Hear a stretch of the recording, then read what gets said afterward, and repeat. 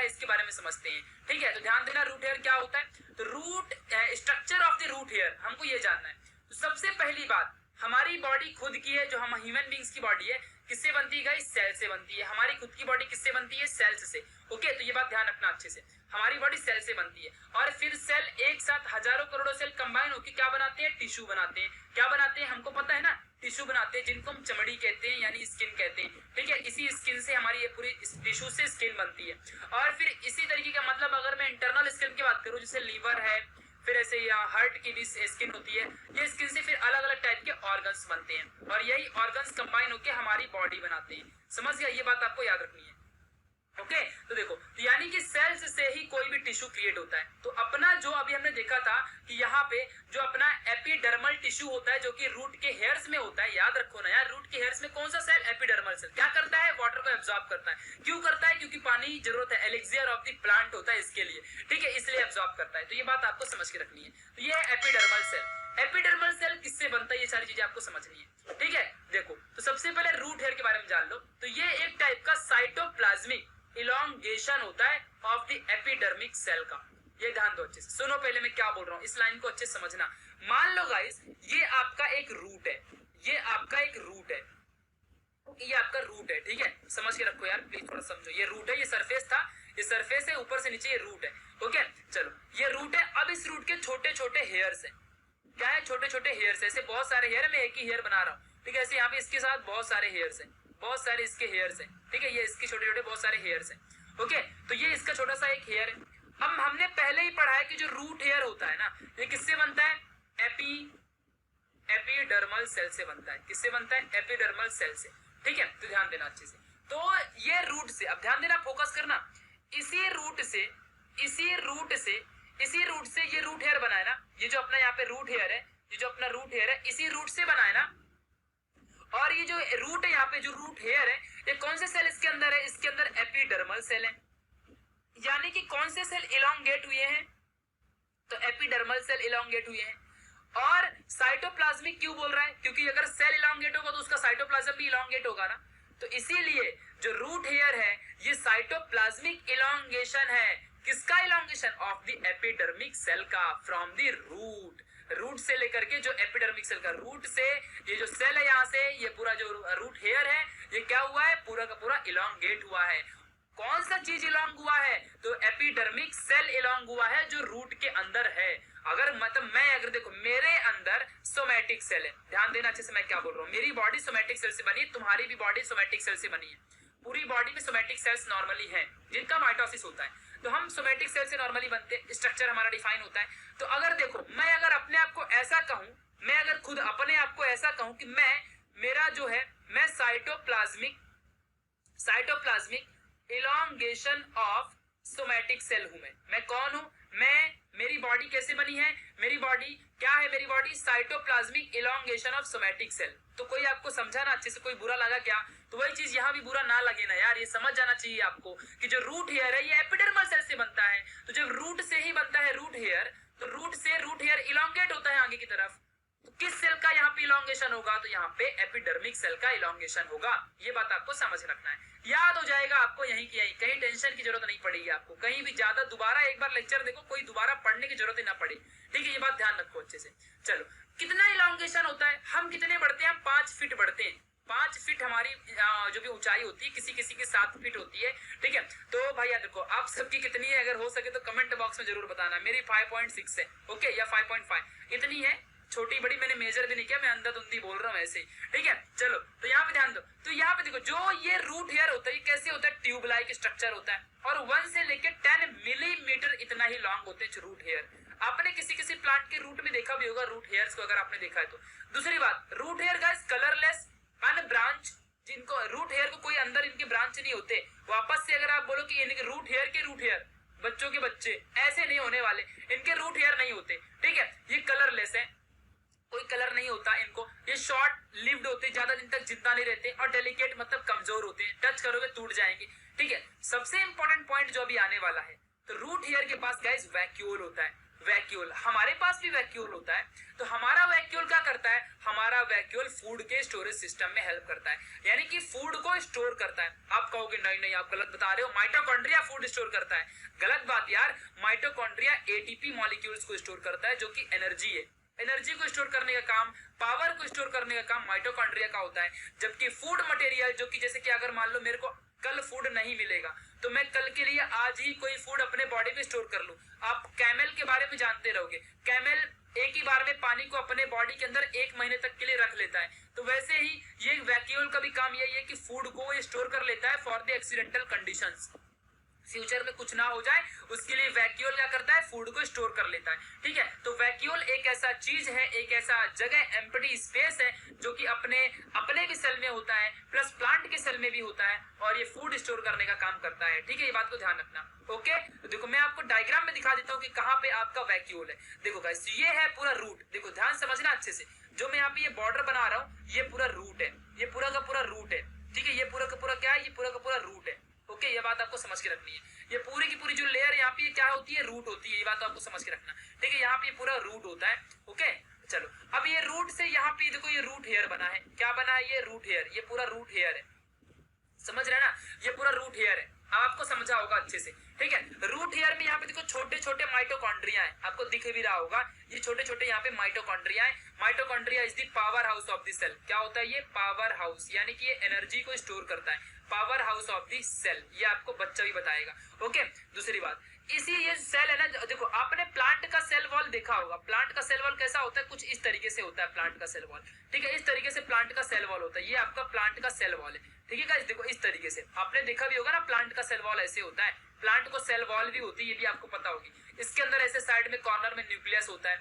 अब उसी में यहाँ पे एक रूट बना दिया मैंने, रूट हेयर बन गया, उसमें क्या फर्क पड़ता है, समझा ना। तो उसी तरीके से यहाँ पे न्यूक्लियस है इसका। देखो ये खाली जगह है जिसे हम वैक्यूल कहते हैं, ये अपनी खाली जगह वैक्यूल है। वैक्यूल क्या करेगा, ये फूड को स्टोर करता है। क्या स्टोर करता है, ये फूड को स्टोर करेगा। ओके, फिर इसी तरीके से ये साइटोप्लाज्म देख लो, इसकी बहुत हेल्प लगेगी आगे चल के। ये रूट का साइटोप्लाज्म है, यहाँ पे आप दिख रहे हैं ना आपको, ये रूट का साइटोप्लाज्म है। देखो मैं आपको अच्छे से दिखा देता हूँ ये सारी चीजें डिलीट करके।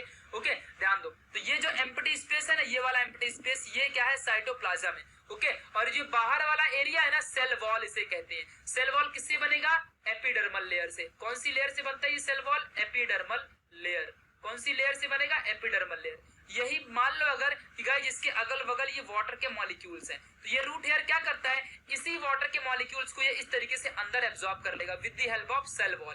ठीक है, सेल वॉल की हेल्प से क्या करेगा, ये अंदर एब्जॉर्ब कर लेता है। ठीक है, पानी को अंदर एब्जॉर्ब करेगा और कहाँ जाएगा, इसके अंदर जो छोटे छोटे सेल्स होते हैं साइटोप्लाज्म के, यहाँ पे साइटोप्लाज्म और यहाँ पे जो छोटे छोटे सेल्स हैं, ये सेल्स में भर जाता है पूरा का पूरा अंदर पानी, और ये पानी भर के टर्जिड प्रेशर अप्लाई करता है, टर्बिडिटी अप्लाई करता है। अंदर पानी भर के टर्बिडिटी अप्लाई करता है और फिर ऐसे ऐसे करके यहाँ से पानी टर्बिडिटी अप्लाई करते करते पूरा ऊपर तक चला जाता है। समझा, कुछ इस तरीके से पानी यहाँ पे ट्रांसफर होता है। हमको फिलहाल ये डीप में अच्छे से देखना है, डोंट वरी, पर मैं बार बार आपको बताते जा रहा हूँ कि ओवरव्यू आपके माइंड में बना रहे। ओके, चलो तो इस तरीके से ये रूट हेयर का स्ट्रक्चर एग्जाम में 3 मार्क्स को पूछेगा, बना देना। चलो गाइस एक और इंपॉर्टेंट बताता हूँ, सेल वॉल आपको दिख गया ना, सेल वॉल क्या है, देखो ये आपका सेल वॉल है। आपको नहीं लग रहा कि सेल वॉल यहाँ पे 2 लेयर है, देखो मैं इसको जूम करके यहाँ पे बनाता हूँ, आपको नहीं लग रहा कि देखो इस तरीके से सेल वॉल जो है अपनी वो 2 लेयर है, डबल लेयर्ड सेल वॉल है। ठीक है, डबल लेयर्ड सेल वॉल है, आपको लग रहा होगा ना। देखो ये है इसकी आउटर लेयर, ये है इसकी आउटर लेयर, और ये अंदर वाली है इसकी इनर लेयर। ठीक है, आपको लग रहा है ना सेल वॉल अपनी कितने टाइप की, 2 है, 2 लेयर्ड है, डबल लेयर सेल वॉल है। कैसी है, डबल लेयर्ड। कैसी सेल वॉल है अपनी, रूट हेयर की जो लेयर होती है कैसी होती है, वो डबल लेयर्ड होती है। ये बात आपको समझ के रखना है। तो डबल लेयर्ड सेल वॉल है और इसकी 2 लेयर है, पहली लेयर है आउटर लेयर, दूसरी लेयर है इनर लेयर। ठीक है, इस बात को आपको समझ के रखना है। तो गाइज ये एक बात याद रख लो, एग्जाम में पूछता भी है कि जो ये डबल लेयर सेल वॉल होती है ना, तो इसके एक आउटर लेयर है, इसके ये पेक्टिन से बनती है। पेक्टिन एक प्रोटीन का नाम है। ओके, पेक्टिन से बनती है। और जो इनर लेयर होती है ये सेलुलोज से बनती है। मुझे एग्जाम में कमेंट में बताना, मुझे कमेंट में कि सेलुलोज क्यों, ठीक है, ग्लूकोज क्यों नहीं, ग्लूकोज क्यों नहीं, आप मुझे कमेंट बॉक्स में बताओगे। ग्लूकोज मॉलिक्यूल क्यों नहीं, यहाँ पे सेलुलोज क्यों है। ठीक है, ये आपको मुझे बताना है। तो यह बात ध्यान रखना अच्छे से। इनर लेयर जो होती है, यहाँ पे देखो अच्छे से, जो इनर वाली लेयर है सेल वॉल की, रूट हेयर का जो सेल वॉल है उसकी इनर लेयर किससे बनती है, सेलुलोज से बनती है। और जो रूट हेयर है उसकी जो सेल वॉल का जो आउटर वाला लेयर है वो किससे बनती है, पेक्टिन से बनता है। ये बात ध्यान रखना। और यहाँ पे वाटर भरा होता है और यहीं से ये एब्जॉर्ब कर लेता है वाटर को। यही सेल वॉल क्या करता है, एब्जॉर्ब करता है वाटर को। इस बात को ध्यान रखना अच्छे से, ठीक है, बहुत ज्यादा इंपॉर्टेंट है, ठीक है गाइस। चलो ये आपको समझ चुका है। नाउ अब हम गाइस बहुत ही इंपॉर्टेंट चीज सीखने वाले हैं कि भाई कितने टाइप के ऐसे वाटर होते हैं, कितने टाइप के ऐसे वाटर हैं और कौन से जगह से वाटर को एब्जॉर्ब करता है, अपना जो रूट है कहां से एब्जॉर्ब करता है, ये सारी चीजों को समझ लेते हैं, ठीक है। देखो तो वाटर जो है available to roots for absorption. देखो मतलब क्या है, मतलब मालूम है कि देखो सॉइल के पास बहुत सारे वाटर होते हैं। सॉइल में तो सोडियम भी होता है, एल्यूमिनियम भी होता है, सिलिकॉन भी होता है सॉइल में, ठीक है। क्या इन मॉलिक्यूल्स के पास भी तो वाटर मॉलिक्यूल कनेक्टेड रह सकता है कंबाइंड फॉर्म में, इनके साथ भी तो हो सकता है। वाटर में भी हो सकता है कि ग्रेविटी की वजह से भी आगे बढ़ सकता है, ठीक है। वाटर में भी हो सकता है कि सॉइल के पार्टिकल होते हैं ना, मिट्टी, आपने गांव वगैरह में जाओ तो नमी वाली मिट्टी होती है ना, नमी मिट्टी मतलब जिस मिट्टी को पकड़ोगे तो गीली मिट्टी रहेगी, ठीक है। वो गीली मिट्टी, गीली वाली जो सॉइल है, उस सॉइल में भी जो वाटर मॉलिक्यूल एब्जॉर्ब रहता है। तो एक ये वाला हो गया हाइग्रोस्कोपिक जिसे कहते हैं। एक क्या होता है, ग्रेविटी की वजह से जो वाटर आता है मिट्टी के अंदर ही अंदर, ग्रेविटी की वजह से जो आता है, ऐसे एक कंबाइंड वाला हो गया। ऐसे एक देखो कैपिलरी सिस्टम, आपको पता होगा ना, कोई कैपिलरिटी सिस्टम की वजह से यहाँ पे पानी भरा हुआ है, आप इसमें कैपिलरी को डुबाओ तो ये वाटर ऑटोमेटिकली ऊपर चढ़ जाता है कैपिलरी में। तो कैपिलरी सिस्टम की वजह से भी वाटर ऊपर आ सकता है। तो कौन सा वाटर अवेलेबल है फॉर द एब्जॉर्प्शन, ये बात तो फिक्स हो चुकी है कि एब्जॉर्ब कौन करेगा, एब्जॉर्ब तो भाई अपना रूट करेगा। रूट का भी कौन सा पार्ट, रूट का भी रूट हेयर वाला पार्ट। तो एब्जॉर्ब कौन करता है वाटर को, रूट हेयर करता है। कौन करते हैं एब्जॉर्ब, रूट हेयर, ये अपने को पता चल गया है। बट भाई एब्जॉर्ब क्या करेंगे, एब्जॉर्ब करेंगे वाटर। बट कौन सा वाटर, कितना अवेलेबल है वाटर, कौन सा वाटर ये एब्जॉर्ब कर सकते हैं, ये हमको जानना है, ठीक है। तो ध्यान देना अच्छे से, जो रूट होते हैं ना, mainly the water absorbed by the root. जो रूट से मतलब जो भी वाटर है जो रूट एब्जॉर्ब करता है वो कौन सा वाटर होता है, नॉर्मली ध्यान देना, वो राइजोस्फीयर से। अब इसका मीनिंग आपके बुक में बताया नहीं है, ठीक है। तो राइजोस्फीयर से जो भी वाटर मिलता है उसी वाटर को अपना रूट एब्जॉर्ब कर लेता है। रूट सिर्फ, ध्यान दो बार बार रिपीट कर रहा हूं मैं जिससे याद हो जाए आपको, रूट उसी वाटर को एब्जॉर्ब करता है जो राइजोस्फीयर में प्रेजेंट होता है। गाइस आपने नाम सुना रहेगा ना एटमॉस्फेयर का, एटमॉस्फेयर का नाम सुने रहोगे ना, ऐसे स्ट्रेटोस्फीयर, ऐसी बहुत सारे स्फीयर का नाम आपने सुना होगा। स्फीयर मींस क्या होता है, स्फीयर मींस ऐसे जब कभी भी अर्थ की बात आती है, प्लांट की बात आती है, लाइफ की बात आती है, तो स्फीयर मतलब क्या होता है जानते हो, स्फीयर मतलब होता है इन्वायरमेंट। क्या होता है, इन्वायरमेंट। मैंने यहाँ पे लिख के रखा है, आप देख सकते हो, एरिया और इन्वायरमेंट, एक ऐसा एरिया या फिर कोई इन्वायरमेंट, इसे हम स्फीयर कहते हैं। राइजो मींस होता है माइक्रो या स्मॉल, यानी कि स्मॉल इन्वायरमेंट या फिर माइक्रो इन्वायरमेंट। क्या हो गया इसका मीनिंग, राइजोस्फीयर का माइक्रो इन्वायरमेंट, ठीक है, माइक्रो इन्वायरमेंट।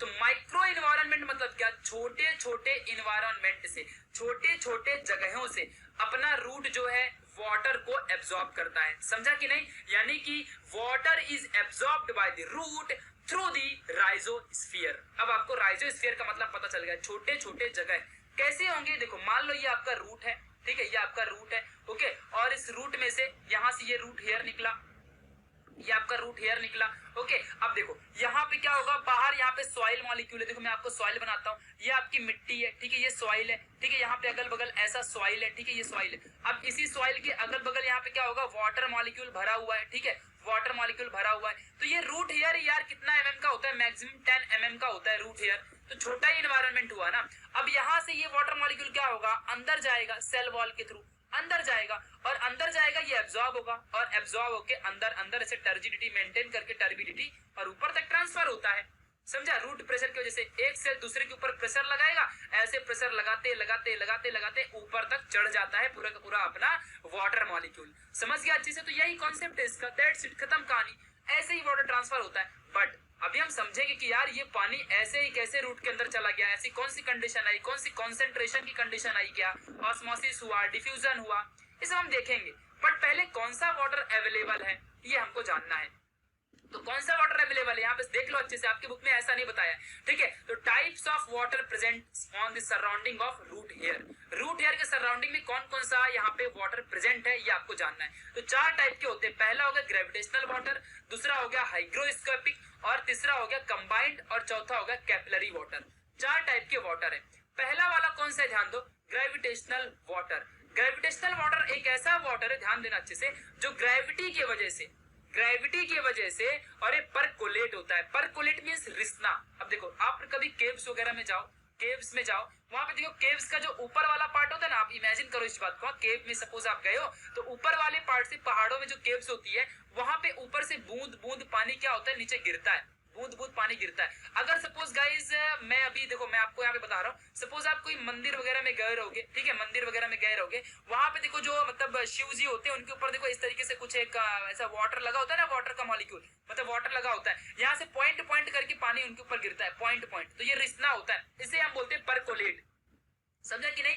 मतलब बूंद बूंद जो पानी गिरता है इस तरीके से, हल्का सा रिस रिस के रिसना, ऐसा रिसना होता है, मतलब समझ रहे हैं, हिंदी में मीनिंग होता है रिसना, ठीक है, ये होता है, आप समझ सकते हो इसका मतलब परकोलेट का मतलब। जब कभी भी वाटर परकोलेट होके और सॉइल के थ्रू, मतलब सॉइल में वाटर परकोलेट होके इस तरीके से रिस के और ऊपर की तरफ चढ़ता हो, तो ऐसे वाटर को हम क्या बोलते हैं, ग्रेविटेशनल वाटर। बट ये वाटर गाइस, जो अपना प्लांट का रूट हेयर होता है वो इसको एब्जॉर्ब नहीं कर पाते, बिकॉज इस टाइप का वाटर जो ग्रेविटेशनल वाटर है, यानी कि जो ग्रेविटी के थ्रू से परकोलेट होता है, रिसता है पानी धीरे धीरे, ठीक है, यानी कि जो रिसना या फिर फैलना, निकलना, तो ऐसा वाटर कभी भी रूट हेयर के थ्रू ऊपर नहीं चढ़ता है, यानी कि ये अवेलेबल नहीं होता है फॉर द एब्जॉर्प्शन। ये बात आपको ध्यान रखनी है। देन आते हैं हाइग्रोस्कोपिक वाटर में। तो हाइग्रोस्कोपिक मतलब क्या, मतलब सॉइल, हाइग्रो मींस होता है सॉइल, सॉइल में जो पानी सॉइल के मॉलिक्यूल्स में क्या होता है, चिपका होता है। मतलब देखो, आपने देखा होगा कि जो मिट्टी होती है, सॉइल होती है, उसके पार्टिकल्स कभी कभी ऐसे नमी होते हैं, मतलब आप देख रहे होगे, देखे होगे मिट्टी को, जो चिपकती मिट्टी और गीली मिट्टी होती है, तो गीली मिट्टी ऐसी ही हो गई, बिना पानी की थोड़ी गीली मिट्टी होगी, ठीक है। तो वो जो मिट्टी है, जो सॉइल है, उसके पार्टिकल्स में जो भी अपना वाटर होता है वो इम्बाइब होता है। Imbibe means absorbed. मान लो कि कोई सूखी हुई मिट्टी है, उसमें आपने पानी डाला तो सारी की सारी मिट्टी ने पानी को एब्जॉर्ब कर लिया, तो इस प्रोसेस को हम इम्बाइबेशन कहते हैं या इम्बाइब कहते हैं। यानी कि जब कोई सूखा चीज जिसके अंदर कुछ नहीं है, वो वाला मटेरियल किसी पानी को एब्जॉर्ब करे, तो इसको हम इम्बाइबेशन या एब्जॉर्प्शन कहते हैं, ठीक है।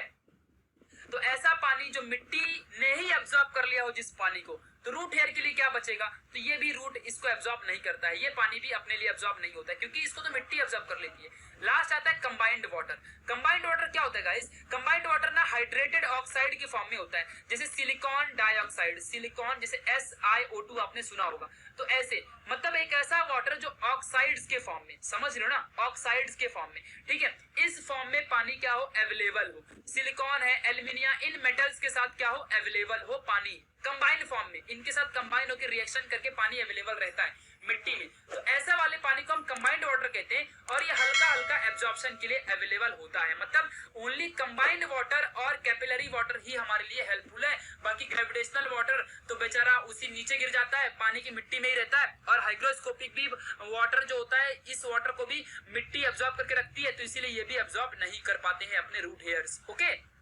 लास्ट आते हैं कैपिलरी वाटर।